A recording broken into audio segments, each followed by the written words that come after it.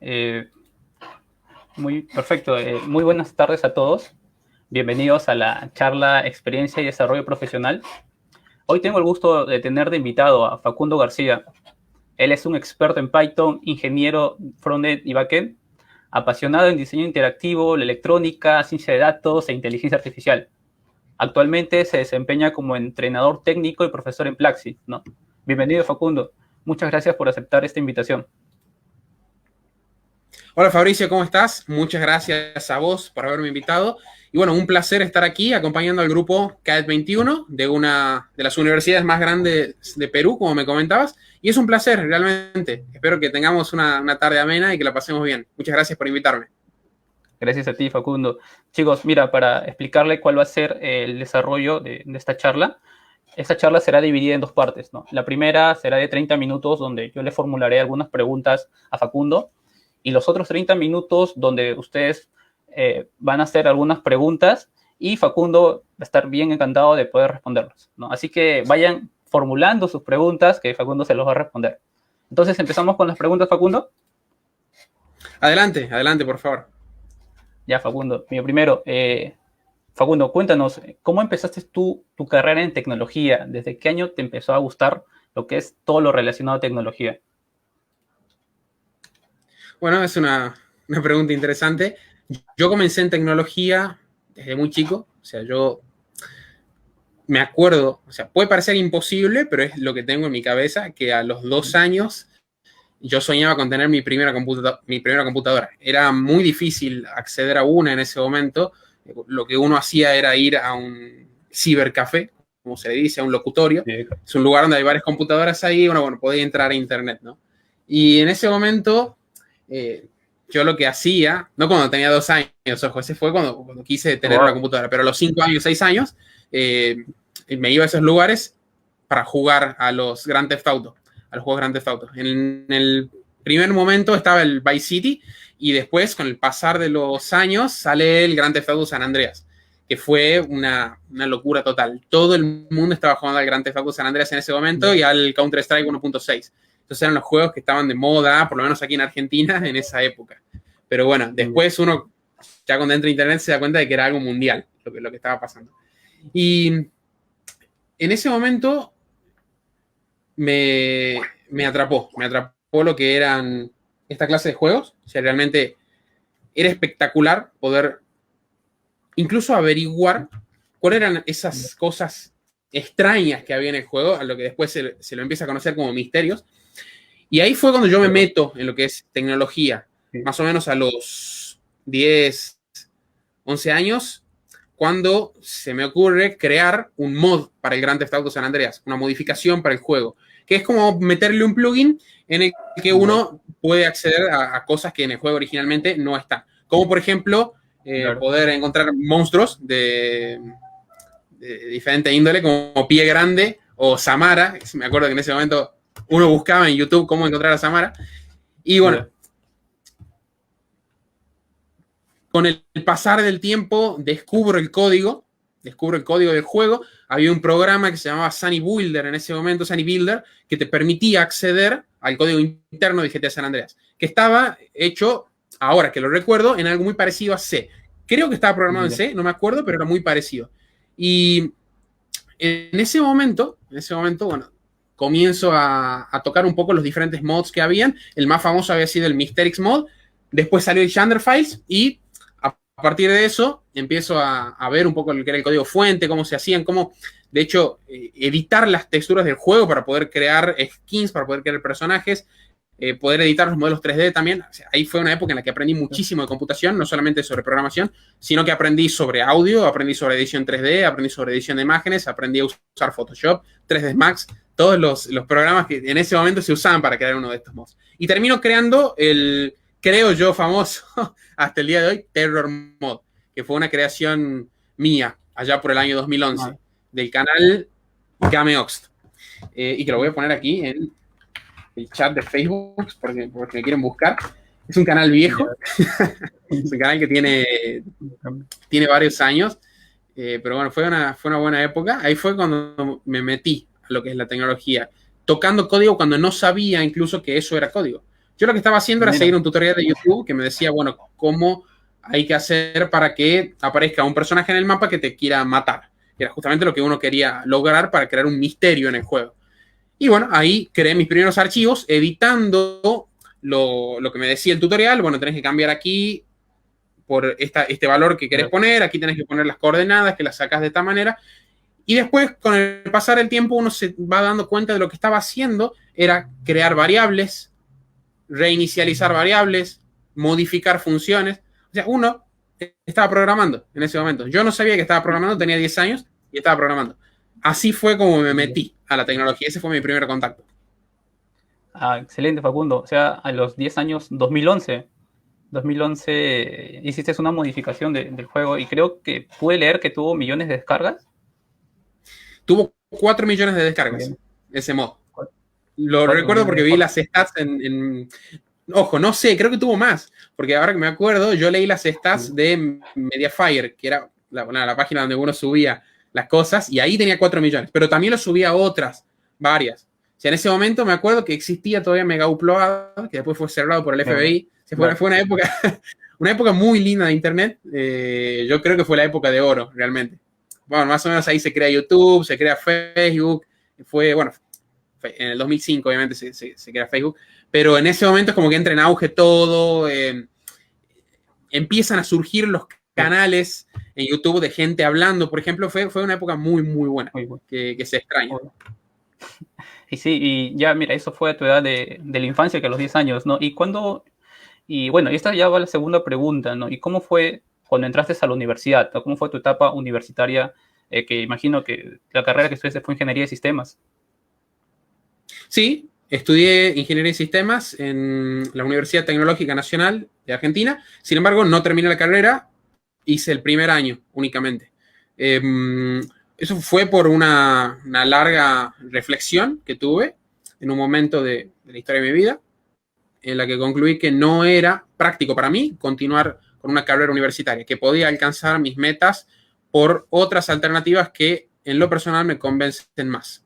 Así que sí, fui a la universidad durante un año, pero no completé la carrera, hice solamente el primer año. Y también pude leer que participaste en lo que es temas de debate, en el modelo de Naciones Unidas, por ahí pude leer. ¿Cómo fue esa experiencia tuya? Sí. No quiero presumir, pero soy el ex campeón nacional de Argentina en oratoria. Lo digo porque fue mi mayor logro. O sea, creo que fue el goal más grande que tuve en mi vida. El más grande, porque fue una época muy, muy, muy buena. Eso fue hace aproximadamente 4 años. Más o menos a los, ¿qué será? En 2012, yo empecé a participar en competencias de debate en Argentina, en un programa que se llama el Modelo de las Naciones Unidas, que consiste en básicamente lo siguiente. Nosotros, como institución, como colegio, o como universidad, por ejemplo, porque es algo que se da también en los ámbitos universitarios, formamos diferentes equipos que van a representar a diferentes países del mundo. Yo voy a tener un grupo A que representa a Suecia, por ejemplo. Ese fue mi último equipo.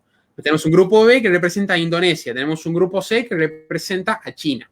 Y todos nosotros, o sea, varios equipos de una región, nos juntamos en un lugar y vamos a simular que somos parte de la Organización de las Naciones Unidas, de la ONU. Y vamos a debatir sobre diferentes tópicos a nivel internacional que competen en ese momento, como por ejemplo el cambio climático, alguna guerra que esté sucediendo, como por ejemplo el conflicto en Siria, y lo que vamos a hacer es debatir como si fuéramos justamente los mismos países defendiendo nuestros intereses para así mejorar nuestras habilidades. Ese es el sentido profundo que tiene. Es como un juego, o sea, porque realmente es un juego, claro. Pero es una experiencia que si la tienen en su país, les recomiendo muchísimo, muchísimo hacerla, porque le permite a uno formarse en lo que es el hablar en público, en la oratoria, en las relaciones públicas, en las relaciones personales, o sea, creo que fue la experiencia que de hecho me hizo profesor, porque si no hubiese sido por eso, creo que el curso el básico de Python no tendría tanto éxito, porque ahí uno aprende a explicar las ideas que tiene. O sea, uno aprende a llevar las cosas que uno tiene en la mente a la práctica, que es una de las grandes fallas que suelen tener los ingenieros que estudian tecnología. Están tanto tiempo, y lo digo porque lo he cometido yo, o sea, mucha parte de mi vida ha sido así, están tanto tiempo metido en la computadora que no salen y no hablan. Entonces, cuando hacen eso al final, cuando tienen una idea, cuando quieren emprender, no pueden, porque termina habiendo gente que sí tiene las habilidades para defender esas ideas. Por lo tanto, es muy importante practicar la oratoria y el debate. Esa fue una época de mi vida muy, muy buena, que la recuerdo mucho y fue mi mayor logro, haber ganado la competencia de la ONU nacional aquí en Argentina. Eso fue en el año 2017. 2017. Muchas felicitaciones por eso, Facundo. De verdad, como mencionas, acá lo que tema de nosotros, de los ingenieros, hay que complementarlo bien con las habilidades blandas. Y eso ya. Entonces, vamos a un contexto más actual, Facundo. ¿Cómo impactó el tema de la pandemia en lo que es tu desarrollo profesional? Te digo la verdad, no impactó prácticamente nada, porque yo venía con el mismo modelo de trabajo desde el año anterior. O sea, yo en 2019 yo estaba trabajando en Platzi de la misma manera. O sea, vos sabés que yo estoy en Argentina y Claro. la gente de Platzi estaba trabajando en las oficinas de Colombia y México. Por lo tanto, yo tenía que hacer todo mi trabajo desde la computadora. Así que a mí, en lo personal, no me impactó mucho. Sí impactó en otras cosas, de lo que es mi vida personal, por ejemplo, sí impactó en lo que es quizás la forma del equipo, incluso con el que trabajo, porque antes mucha gente del equipo era mayoritariamente de estos países, porque justamente es ahí donde estaban las oficinas centrales, en Colombia, en México. Pero después de que Platzi tomó la decisión de hacer todo el equipo remoto para siempre y dejar las oficinas ahí por un tiempo, empezamos a recibir gente de todas partes del mundo para trabajar. Por lo tanto, es realmente una experiencia que sí cambió en ese sentido. En mi modelo de trabajo, no. O sea, yo sigo aquí en mi setup, estoy en mi computadora con mis auriculares, haciendo una videollamada y claro, sigue así. Pero sí afectó para muchísima, muchísima gente. Los que nos salvamos de eso somos los que estamos en tecnología, nada más. Claro, eso es cierto, porque la mayoría de empresas ya aplicó lo que es el trabajo remoto indefinidamente, ¿no? En cambio, había empresas ya como Plaxi que trabajaban, imagino así, a mitad, ¿no? Mitad presencial, porque sus oficinas, como mencionas, estaban en Colombia y mitad con los demás países. Y ya, bueno, Facundo, vamos con otra pregunta. ¿Cuáles son tus pasatiempos? ¿No? Según logré averiguar, has sido incluso subteniente del ejército argentino y te apasiona lo que es la defensa personal. Así es, así es. Tengo varios pasatiempos, pero bueno, yo tengo algo extraño que es que tengo pasatiempos que son temporales. O sea, yo por ahí agarro un pasatiempo, me dura 6 meses, me dura un año, lo dejo ahí y paso a otro. Lo que sí, lo que hago, o sea, lo que hasta el día de hoy realmente sigo haciendo después de muchos años, es levantamiento de pesas. O sea, eso es algo que me gusta mucho. Ir al gimnasio era en un principio, pero después uno va aprendiendo y al igual que como lo hace con la ingeniería, uno va profundizando y se va dando cuenta de cosas que hay en este ámbito en lo que respecta a deporte, por ejemplo. Y ahí una de las cosas que me gusta mucho es el powerlifting, que es el levantamiento de potencia, que consiste en hacer 3 ejercicios básicos y en llegar a la marca máxima de fuerza en esos 3 ejercicios, que son la sentadilla, el peso muerto y el press de banca, el bench press. Yo hago esto desde hace muchos años, entreno desde el año 2011 más o menos, también por la misma época, pero esto es algo que realmente me gusta y lo hago hoy también. Me gusta la defensa personal. Cuando era niño hacía karate, después en la adolescencia volví un tiempo, dejé de nuevo, ahora estoy retomando, este año volví de nuevo a practicar esa arte marcial, es algo que me gusta mucho, realmente es algo distinto a hacer pesas, o sea, hacer karate es un reto muy distinto, te oxigena la mente de una manera distinta porque son otro tipo de ejercicios y realmente es interesante. Me gusta el ajedrez, por ejemplo, es un pasatiempo que es uno de los que lo tengo guardados ahí. Me gusta mucho jugar al ajedrez, pero últimamente no lo hago. Hace varios meses que no hago una partida, pero sí es un pasatiempo. Los cubos de Rubik, por ejemplo, me gustan mucho. Me conozco 2 algoritmos para armar el 3x3, para armar el 2x2, por ejemplo. En algún momento quise hacer Speed Cube, que es una de las competencias que existen para armar el cubo a la máxima velocidad. Mi marca fue de 45 segundos para armar el cubo de 3x3. Es realmente, hay gente que es muy pro ahí, o sea, hay gente que lo hace en 10 segundos, en 7 segundos. Es algo que es muy, muy complicado. En un momento, bueno, lo tuve como hobby y después lo terminé dejando. Bueno, lo de subteniente no es un pasatiempo, es algo que en sí lo fui en su momento. Bueno, de hecho, soy subteniente de reserva del ejército argentino, pero cuando estaba en actividad, bueno, eso fue hace varios años. Ahí yo estaba en la parte de comunicaciones prácticamente porque estudié en un colegio militar y por eso estuve metido en lo que es eso.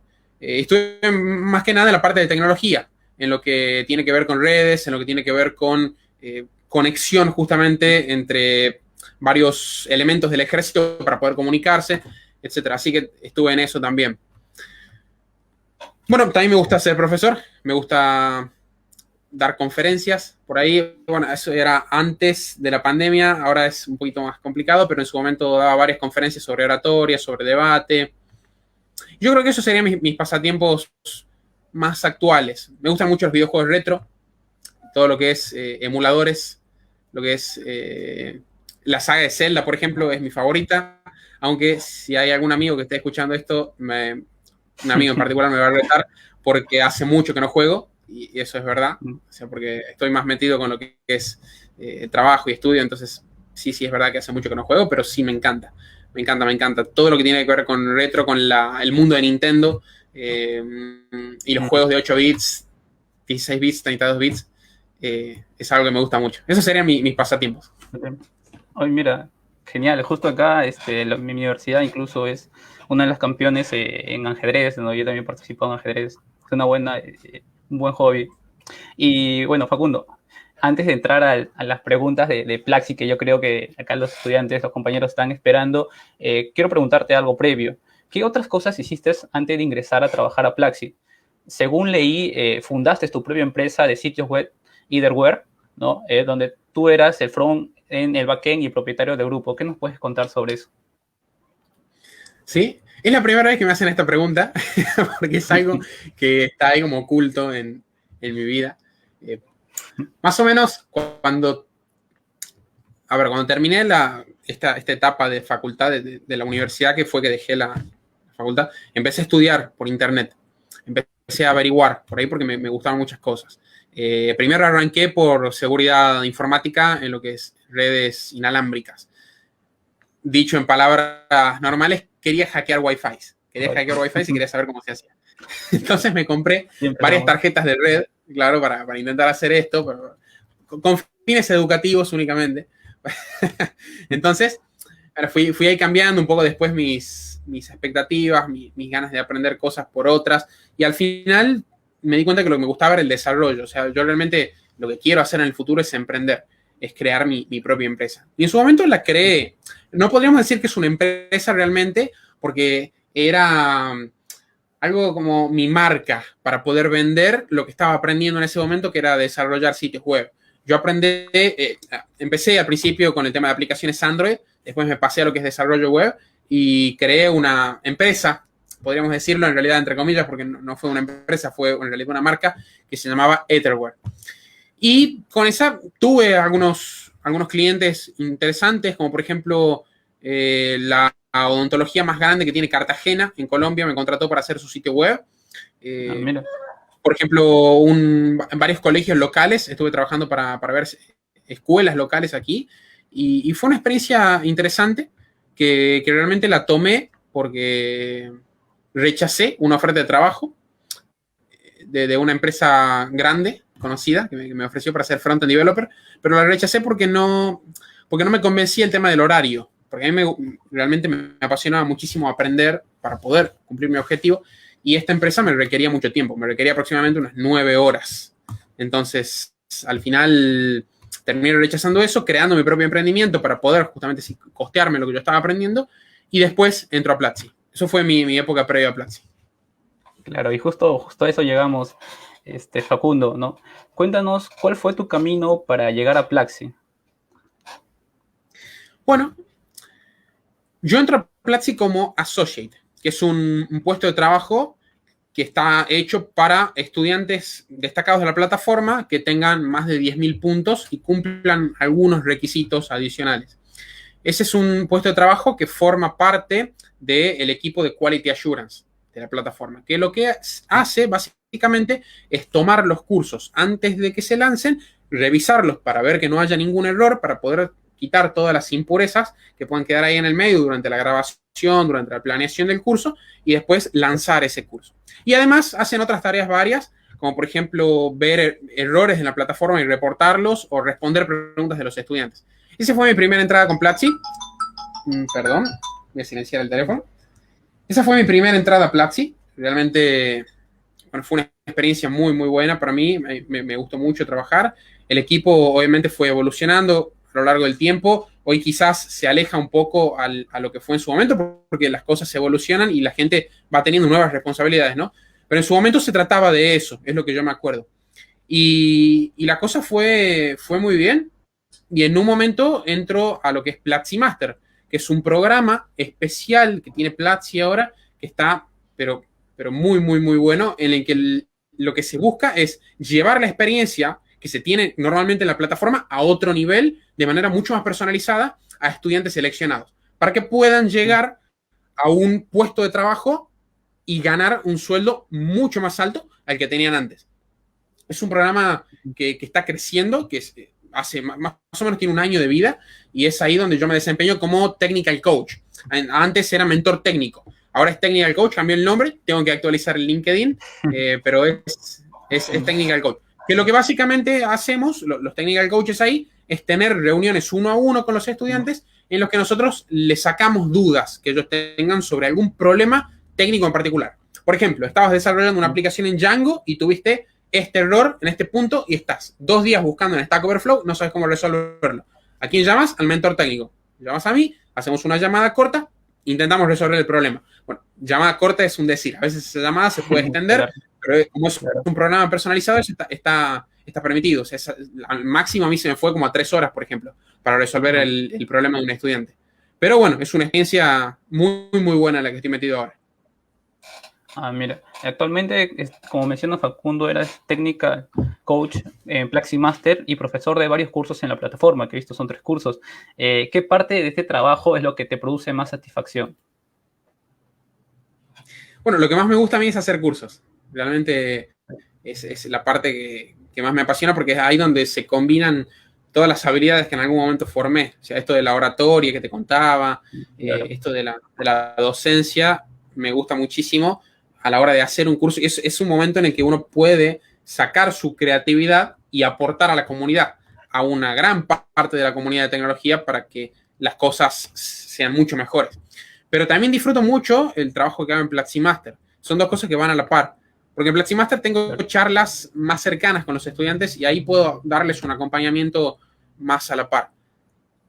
Lo que realmente me apasiona a mí es enseñar y poder ser creativo cuando yo enseño y llevar las cosas por un lado diferente del que las lleva la mayoría. O sea, tengo un estilo diferente para explicar las cosas y me gusta llevar ese estilo a la programación y a la tecnología. O sea, es algo que muchas veces antes lo hice con otros temas, pero con la tecnología, que es lo que hago y lo que a mí me gusta, combinar esas cosas es lo que realmente me hace feliz, podríamos decirlo. Claro, y eso, Facundo, se refleja en los comentarios y las estrellas que dejan al final de cada curso, ¿no? Y otra pregunta que te quiero hacer, ¿qué éxito personal podrías contarnos dentro de Platzi y cuál fue un problema fuerte que puedes contar también en trabajar dentro de Platzi, ¿no? ¿Qué complicaciones has pasado en estos 2 lados? Bueno, comencemos a ver por éxitos, complicaciones ya voy a pensar. Mi éxito más grande fue grabar el curso básico de Python. O sea, ese fue realmente mi mayor logro del año pasado, del año 2020, fue grabar ese curso. Fue una experiencia muy buena y bueno, y ahí creo que podríamos hablar de una complicación que tuve.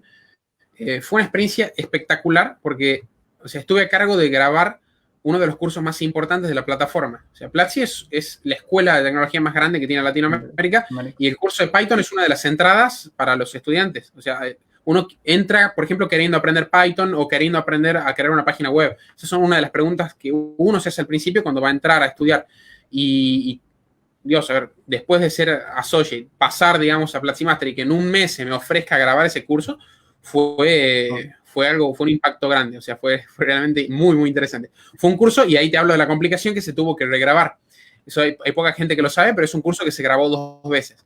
La primera vez tuvimos muchas fallas a nivel técnico, porque el procesador de mi computadora no podía aguantar, y bueno, después me di cuenta de que era lógico, es raro que un procesador lo pueda hacer, que pueda aguantar grabar cámara, grabar audio y grabar pantalla a la vez, y tener el zoom también corriendo por debajo para que me vean los productores y los course directors, que son las personas que se encargan de dirigir el curso.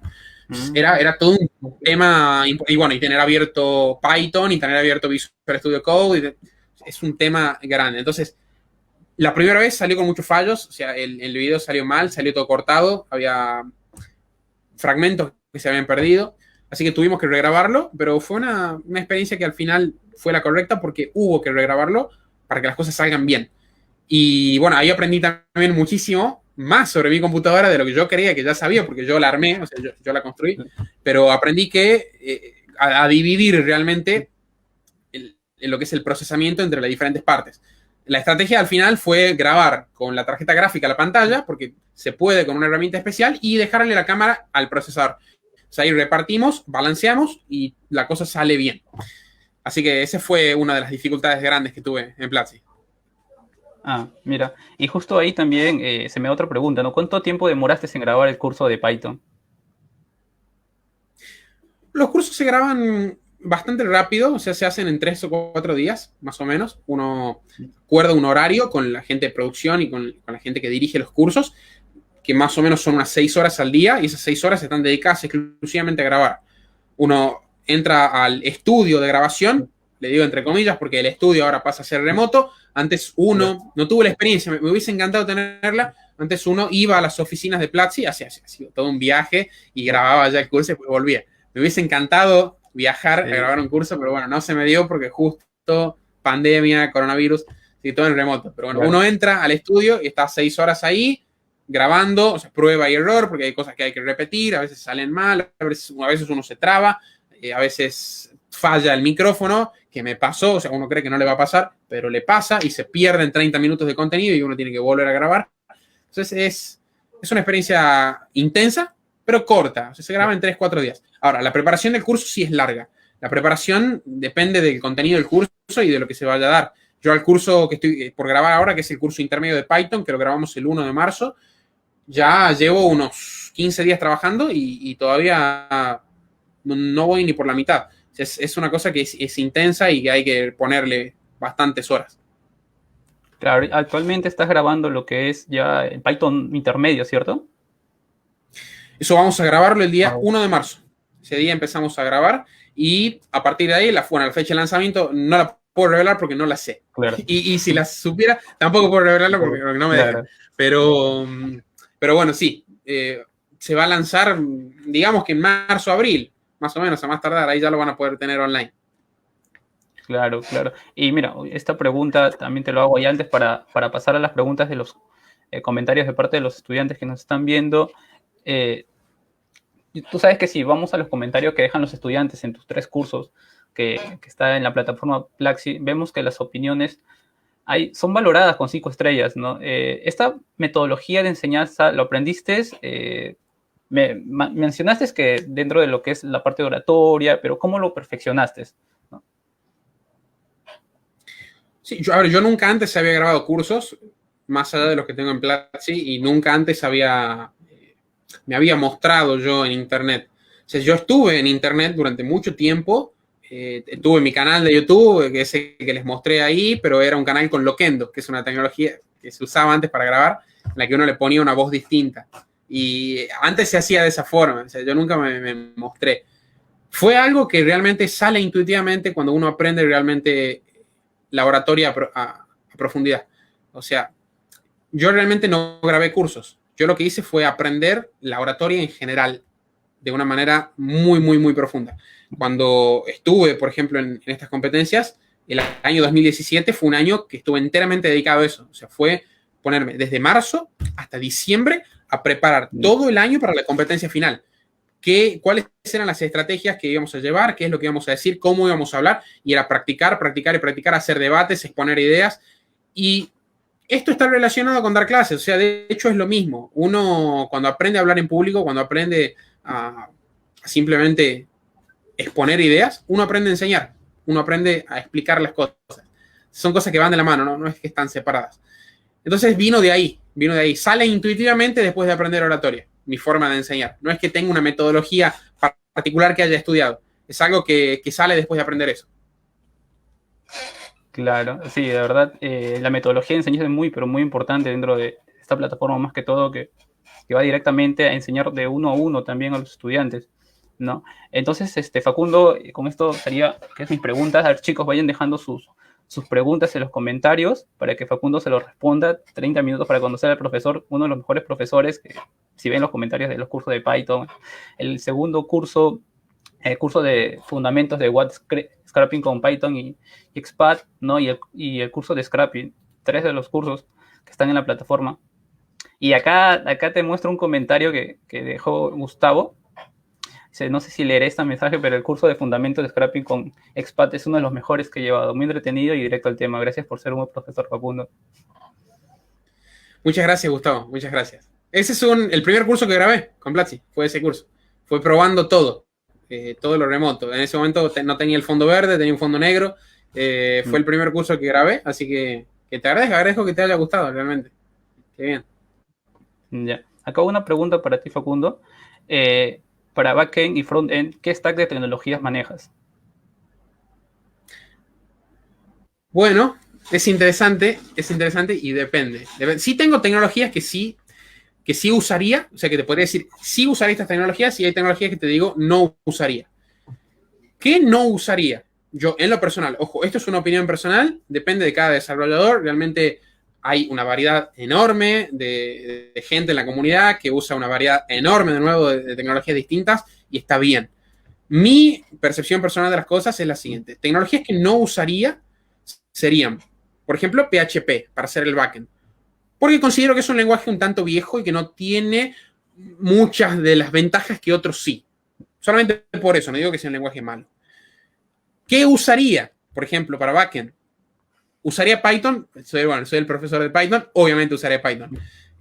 Es un lenguaje versátil, más que nada por eso. Pero si tuviera que elegir un lenguaje ideal para hacer el backend de una aplicación, elegiría JavaScript por Node.js, que es algo que estoy aprendiendo. O sea, de hecho lo hice en un momento, allá cuando tenía mi empresa Etherware, pero uno con los años se va olvidando, tiene que reaprender, se lo estoy reaprendiendo, estoy aprendiendo Node de nuevo. Pero ahí es donde está realmente lo clave en lo que es backend. Por lo que vi, está ahí. O sea, hay los últimos desarrollos, las últimas cosas que uno puede encontrar en la comunidad de tecnología están en JavaScript. O sea, en lo que es desarrollo, están en JavaScript. Particularmente en eso. Ahora, si yo me voy a otro campo, si me voy a hablar de Data Science, es otro tema. Ahí JavaScript no le hace ni sombra a Python.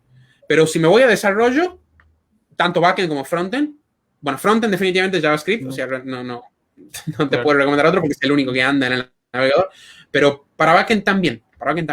Y ahora, como la pregunta es sobre tecnologías y no de lenguajes, yo estoy hablando solamente de lenguajes, para lo que es frontend, un framework de JavaScript que, bueno, creo que es por popularidad y por funcionamiento el mejor hasta el día de hoy, React.js. Angular está perdiendo mucha popularidad. Es un framework que se usa mucho para hacer frontend, pero está perdiendo mucha popularidad.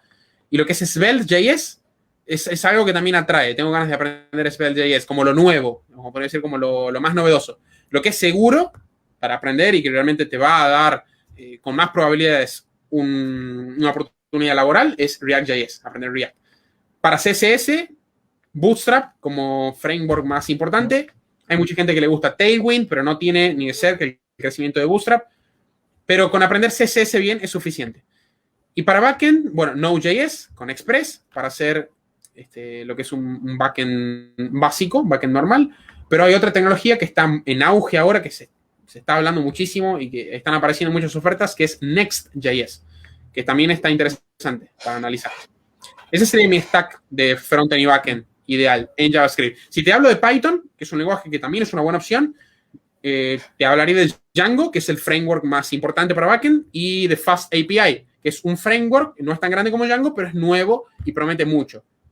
Podríamos decir que es el equivalente al Svelte de JavaScript en frontend. Es algo que es como lo nuevo, que todavía hay que probarlo. Salió hace poco, así que está en análisis. Ese sería mi stack. Listo, Facundo. Justo ahí también mencionaste Python y vamos a relacionarlo con esta pregunta de Ángel. ¿Qué piensas sobre el boom de la ciencia de datos? ¿Es algo indispensable que todo ingeniero deba saber? No es algo indispensable que todo ingeniero deba saber, es un campo enorme y solamente deberían meterse en eso las personas que quieren meterse en eso. Yo me metí en Data Scientist en su momento porque mi objetivo es emprender y poder saber un poco de cada cosa para poder crear después mi empresa, pero no todo ingeniero debería saber Data Science. Es un campo complejo que requiere un montón de conocimientos previos y que requiere aprender un montón. Sí, lo básico quizás, o sea, por ejemplo, saber visualizar datos y contar historias con datos, hacer storytelling con datos, es importante y que cualquiera le podría servir para poder Claro. justamente poder medir lo que uno hace en una aplicación o poder tomar insights, poder tomar estadísticas interesantes, pero a partir de ahí, no es algo que todos deberían aprender. Ahora, ¿qué pienso sobre el boom de la ciencia de datos? Que está genial, o sea, es un campo grande de la tecnología, te diría por experiencia personal que es el campo más complejo para aprender porque tiene un montón de aristas diferentes en las que uno puede meterse. Entonces, está muy bueno. Una de ellas es el Machine Learning, la inteligencia artificial. Así que es algo interesante y bueno, que está teniendo cada vez más demanda y los sueldos, al ser la oferta de desarrolladores más baja, suelen ser más altos también.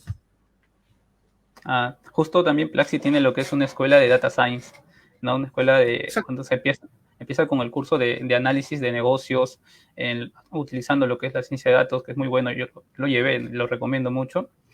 Luego sí, el curso de Python de Facundo. Vamos con otra pregunta de parte de Eduardo, ¿no? Dice, ¿alguna recomendación para tomar en cuenta para hacer scrapping a las publicaciones de Facebook, de un grupo de Facebook? Bueno, podrías hacerlo con lo que te enseño en el curso de web scrapping con Python y XPath. Hacerlo directamente con XPath en el módulo que más te guste. O sea, como te lo explico en el curso, ya se puede hacer. Porque bueno, hay que ver también con eso, es medio peligroso.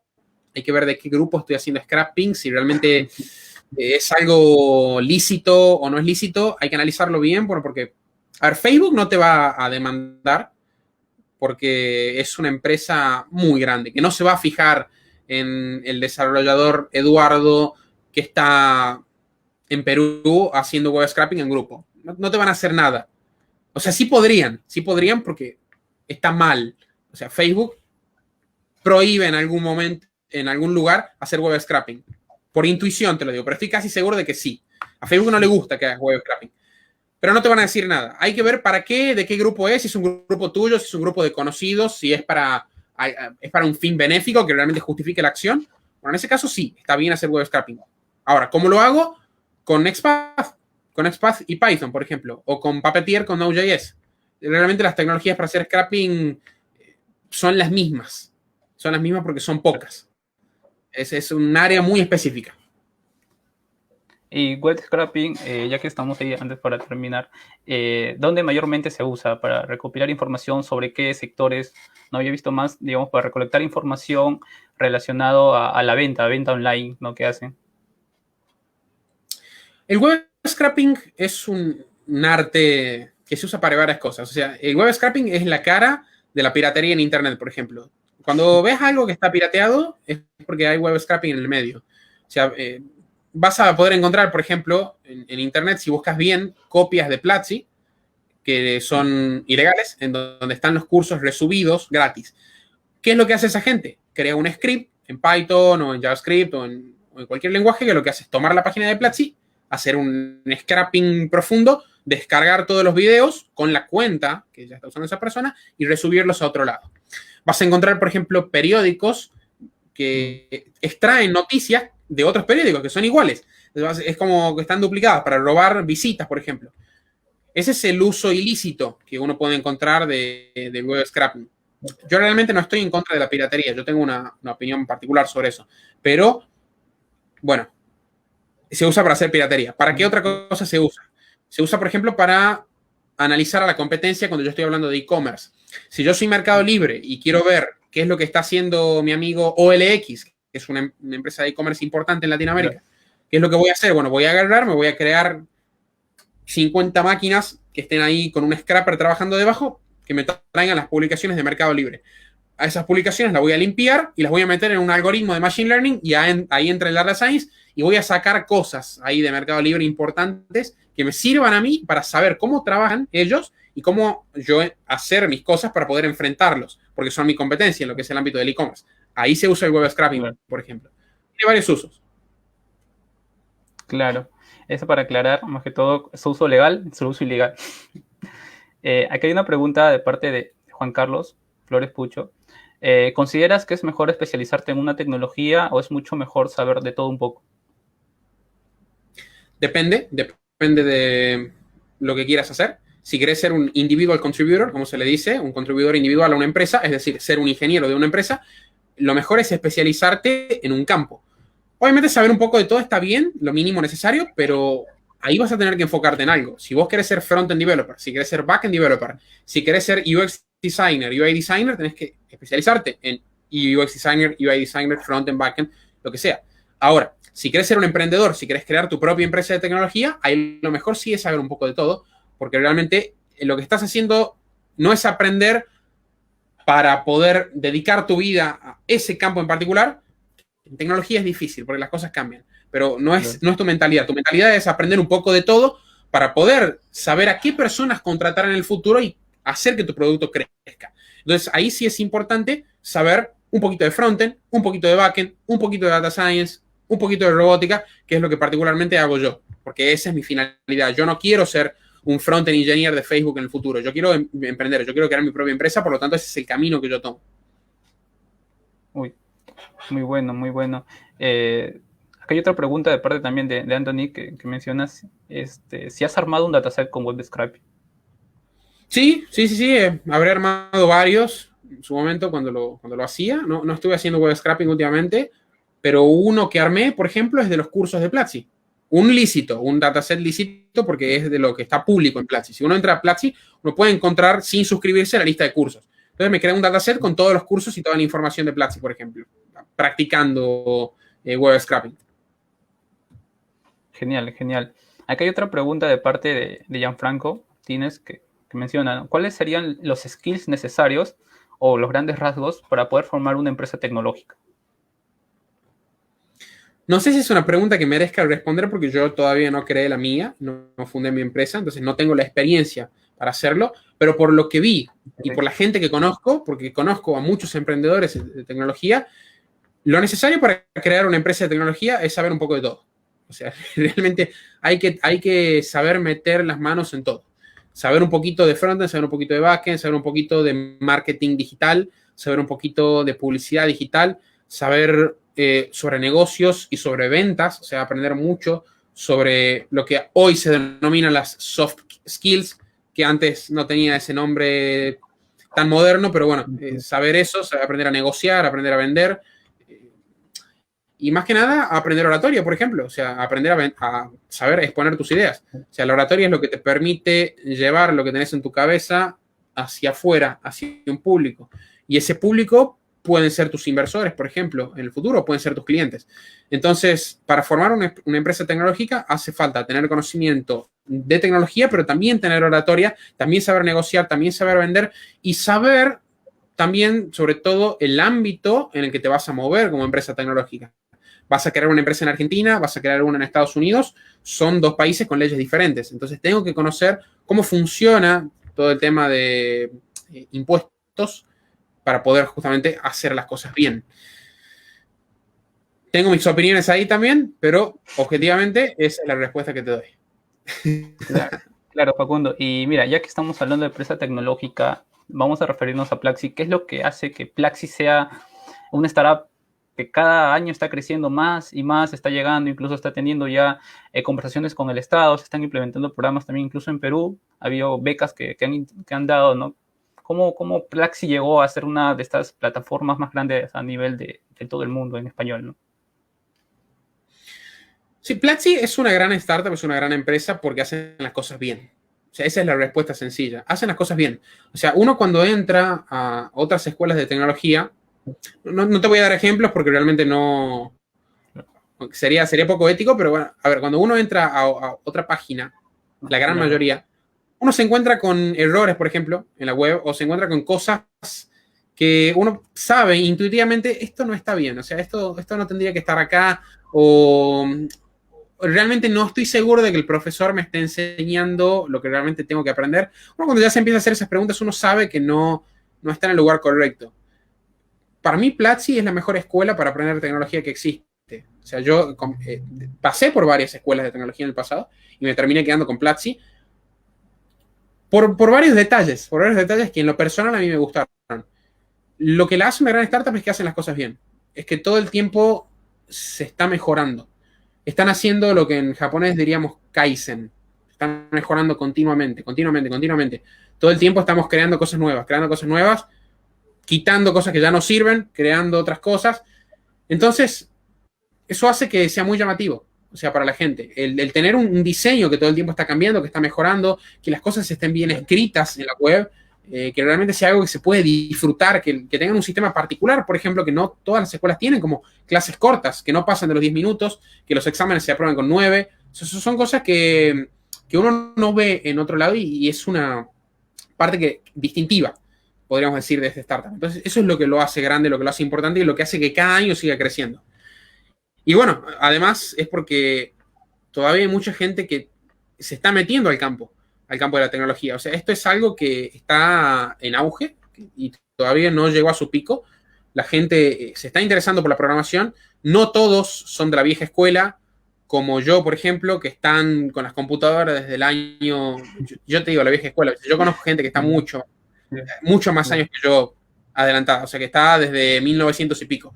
Pero la gente se está empezando a meter. O sea, gente que antes no tenía idea de la computación, ahora se está metiendo con eso y está aprendiendo y están llenando lo que es el ecosistema de la programación. Entonces, eso es lo que hace también que Platzi crezca, que todas las empresas del ecosistema crezcan. Uy, eso se ve muy interesante. Y aparte también, no sé si podrías comentar a la comunidad que ahorita que está presente, Platzi ha lanzado lo que son las Olimpiadas donde está participando toda la comunidad. Capaz les interesaría saber también. Sí, si ustedes buscan ahora Platzi Olimpiadas, ahí rápidamente en Google, no tengo el link corto en mi cabeza, o lo van y lo ven en la cuenta oficial de Twitter, se van a dar cuenta de que bueno, es una iniciativa nueva que está teniendo Platzi, en donde hay más de $40,000 en efectivo de premios, en donde ustedes se van a encontrar con diferentes retos de diferentes áreas de la tecnología que tienen que resolver para poder ganar este premio. Y está muy bueno, Los desafío a entrar, los desafío a meterse porque la práctica es lo que hace al maestro. Y particularmente en programación, uno para mejorar tiene que tener práctica. Yo he cometido en el pasado errores grandes de estar estudiando un tema el 90% del tiempo y practicar el otro 10%, que me han hecho después olvidarme de las cosas. Entonces, iniciativas como esta, como las Olimpiadas de Platzi, que los hacen practicar, que los hacen meter las manos en el barro para poder crear cosas, son las que los van a hacer mejorar como ingenieros. Entonces, anímense a este tipo de iniciativas. Excelente, sí, justo está teniendo una duración de 3 semanas que pude ver, así que chicos pueden ir a la página de Platzi/Olimpiadas, ahí va a ver. Y bueno, esas han sido las preguntas de parte de los estudiantes. Te quiero formular una última pregunta, Facundo. Si Adelante. algunos de los estudiantes que te están escuchando desearían empezar a trabajar en Platzi, ¿cuál consideras que es el mejor camino para entrar a este puesto? Bien, realmente Platzi siempre está contratando gente, hay muchos puestos abiertos. Para una persona que no tiene experiencia en tecnología y que es un estudiante destacado, el mejor puesto es el que entré yo, que es como associate, como equipo, formar parte del equipo de Quality Assurance, en lo que yo lo que hago es tomar los cursos, revisarlos antes de que salgan y ver justamente los errores, solucionarlos y que se lance el curso. Ese es el mejor puesto. Para eso, ustedes pueden mandar, si cumplen los requisitos, que es, por ejemplo, tener más de 10.000 puntos, pueden mandar un mail a este correo que les voy a dejar acá en los comentarios, mariandrea@platzi.com. María Andrea es mi ex jefa, que también forma parte ahora del equipo de Platzi Master. Ahí pueden mandar ustedes un mail y van a tener información sobre el equipo de Associates. Ahora, para mandar el mail, no lo manden así nomás, tienen que tener más de 10.000 puntos primeros en la plataforma para poder ser considerados miembros del equipo. Entonces, ese sería el trabajo para alguien sin experiencia. Ahora, si hay alguien con experiencia en algún área de la tecnología, entonces ahí hay un montón de cosas. Simplemente con enviarle un mensaje privado a Freddy, por ejemplo, o a Cristian por Twitter, ya pueden tener un contacto más directo. Si ustedes son diseñadores de interfaces de usuario, por ejemplo, o diseñadores de experiencia, o son programadores interactivos, son backend developers profesionales, pueden enviar un mail a team@platzi.com o enviarle un mensaje privado a Freddy o Cristian y las posiciones siempre se están abiertas.